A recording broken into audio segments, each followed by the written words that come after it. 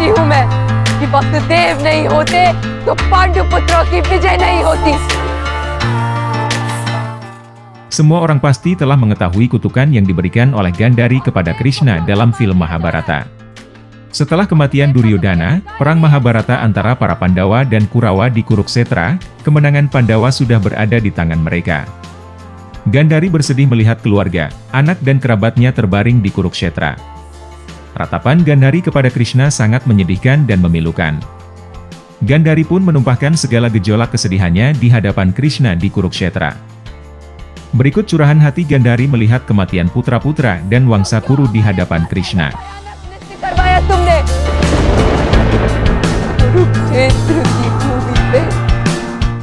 Sebelum kita melanjutkan, support Hindu Encyclopedia Indonesia dengan cara subscribe, like, komen, dan share.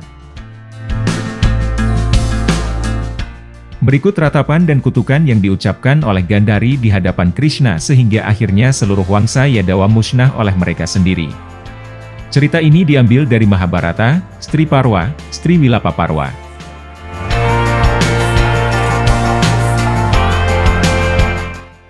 Melihat Duryodhana, Gandhari kehilangan akal sehatnya karena kesedihan, tiba-tiba jatuh ke bumi seperti pohon pisang yang tumbang. Segera sadar kembali, dia mulai menangis, berulang kali meratap keras saat melihat putranya terbaring di tanah kosong, berlumuran darah. Merangkul putranya, Gandhari mengeluarkan ratapan yang memilukan untuknya. Diserang kesedihan, dan dengan perasaan yang sangat gelisah, Ratu Kuru berseru, "Aduh, hai anakku."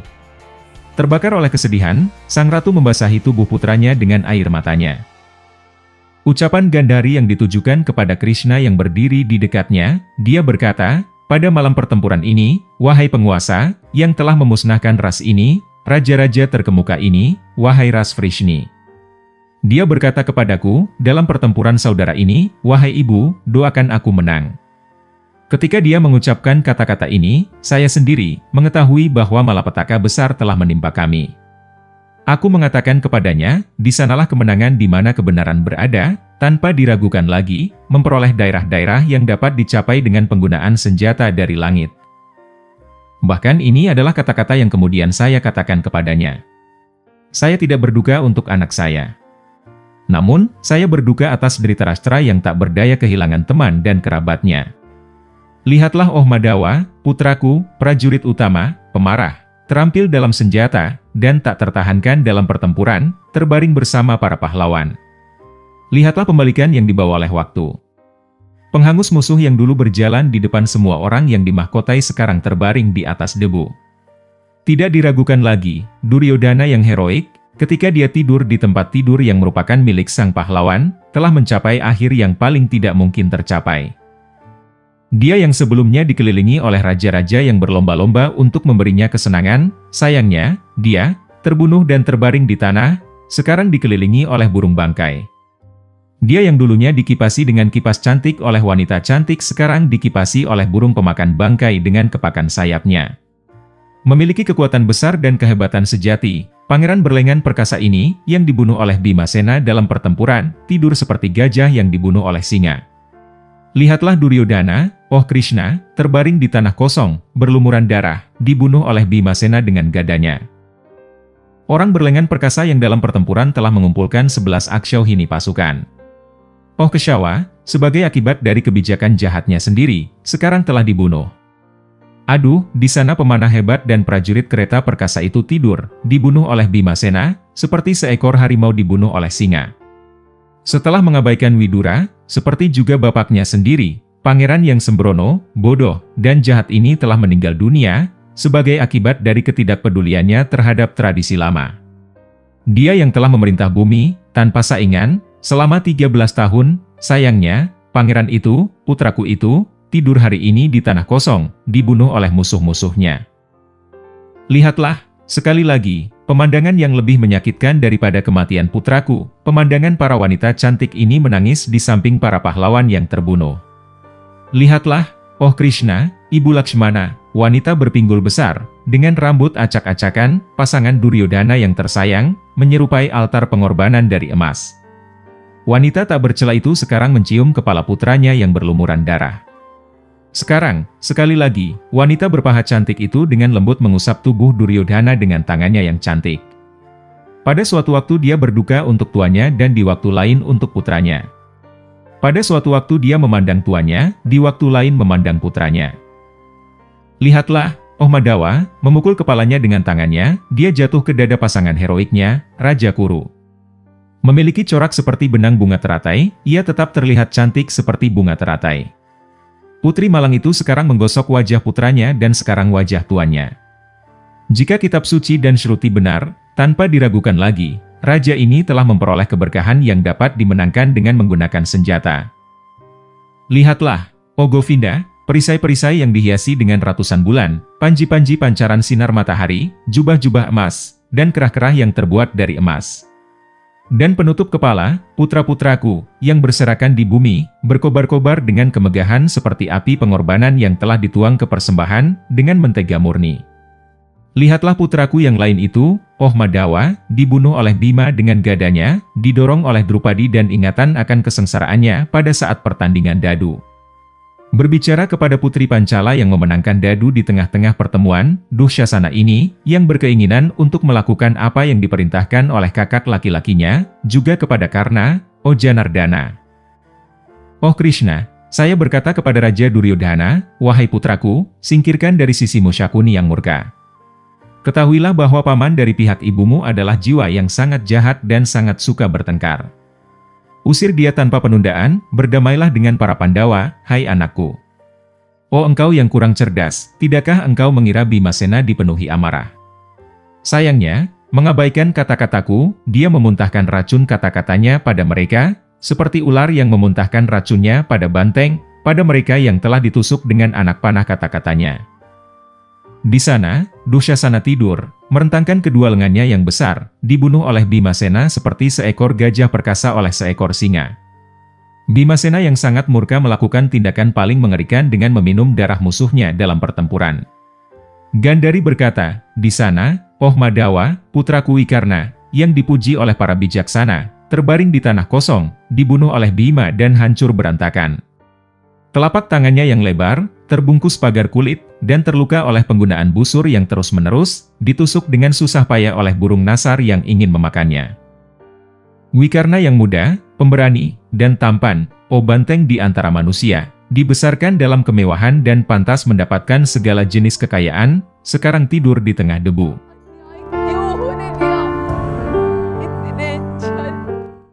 Di sana, putraku Durmuha, pembantai gerombolan besar musuh terbaring di sana, dibunuh oleh Bimasena yang heroik dengan mematuhi sumpahnya. Lihatlah, oh Krishna, wajah putraku yang heroik itu, bahkan seperti itu. Bagaimana mungkin putraku itu dibunuh oleh musuh dan dengan demikian dibuat memakan debu?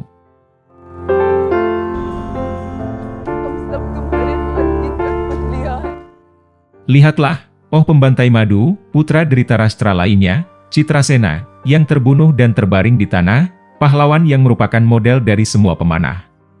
Dia muda dan tampan, dan selalu ditunggu dan dilayani oleh para wanita tercantik, putraku Vivinsati, oh Madhawa, tidur di sana, ternoda debu. Baju jirahnya telah ditusuk dengan panah. Terbunuh di tengah pembantaian, sayangnya, Vivinsati yang heroik sekarang dikelilingi dan ditunggu oleh burung nasar. Siapa lagi yang bisa menahan putraku Dusaha? Tubuh Dusaha yang diselimuti anak panah tampak gemerlap seperti gunung yang ditumbuhi karnikara berbunga. Dengan untaian emas dan baju zirahnya yang cerah, Dusaha, meskipun kehilangan nyawanya, tetap tampak cemerlang, seperti gunung api putih. Lihatlah, oh Krishna, kemegahan putra Arjuna itu, dari pahlawan dengan kekuatan yang tak terukur itu, Abhimanyu, tidak redup bahkan dalam kematian. Di sana, Putri Wirata, menantu dari pemegang Gandiwa, gadis cantik tanpa celah yang diliputi kesedihan saat melihat suaminya yang heroik, sedang larut dalam ratapan. Oh pahlawan, gadis itu sekarang sedang menatap tubuh pasangannya yang berlumuran darah. Melihat tuannya, oh Krishna, gadis itu menyapa Anda dan berkata, oh yang bermata teratai, pahlawan ini yang matanya mirip dengan Anda, telah dibunuh. Dia sangat mirip denganmu dalam ketampanan. Namun dia tidur di tanah, dibunuh oleh musuh. Kepada tuannya sendiri, gadis itu berkata lagi, engkau dibesarkan dalam segala kemewahan. Dulu engkau tidur di atas kulit rusaranku yang lembut. Oh Krishna, para wanita dari keluarga kerajaan Matsya menyeret pergi utara yang menderita, bingung dengan semua tujuannya, sambil meratapi ketegangan ini. Wanita-wanita itu menyeret utara yang menderita, mereka sendiri masih lebih menderita daripada gadis itu, menangis dan meratap keras saat melihat Wirata yang terbunuh. Gandhari berkata, kemudian karna yang perkasa, pemanah hebat itu, berbaring di tanah. Dalam pertempuran dia seperti kobaran api. Api itu, bagaimanapun, sekarang telah padam oleh energi Partha. Lihatlah, karena telah membunuh banyak Atiratha, kini bersujud di tanah kosong, dan berlumuran darah. Penuh amarah dan memiliki energi yang besar, dia adalah pemanah yang hebat dan prajurit kereta yang perkasa. Dibunuh dalam pertempuran oleh pengguna Gandiwa, pahlawan itu sekarang anak-anakku, para prajurit kereta perkasa itu, karena takut pada Pandawa, bertempur, menempatkan Karna di depan mereka, seperti kawanan gajah dengan pemimpinnya di depan. Wanita itu, ibu dari Sushena, sangat menderita dan menangis sedih, jatuh pingsan, kehilangan akal sehatnya, saat melihat Karna yang berlengan perkasa dan pemberani tersungkur di bumi, dengan pinggangnya masih dilingkari dengan ikat pinggang emas.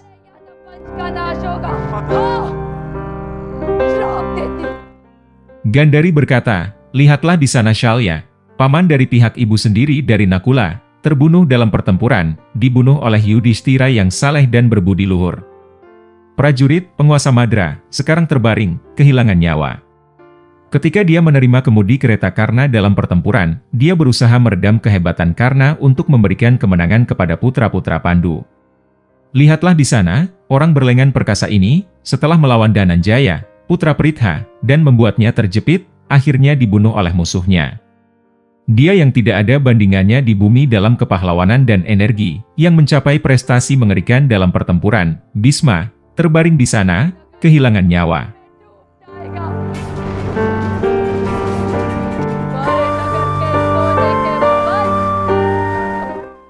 Lihatlah putra Shantanu, oh Krishna, pejuang sinar matahari itu, terlentang di bumi, seperti matahari sendiri yang jatuh dari Cakrawala pada akhir yuga. Setelah menghanguskan musuhnya dengan api senjatanya dalam pertempuran, pejuang gagah berani itu, matahari di antara manusia, oh Keshawa, telah terbenam seperti matahari yang sesungguhnya di malam hari.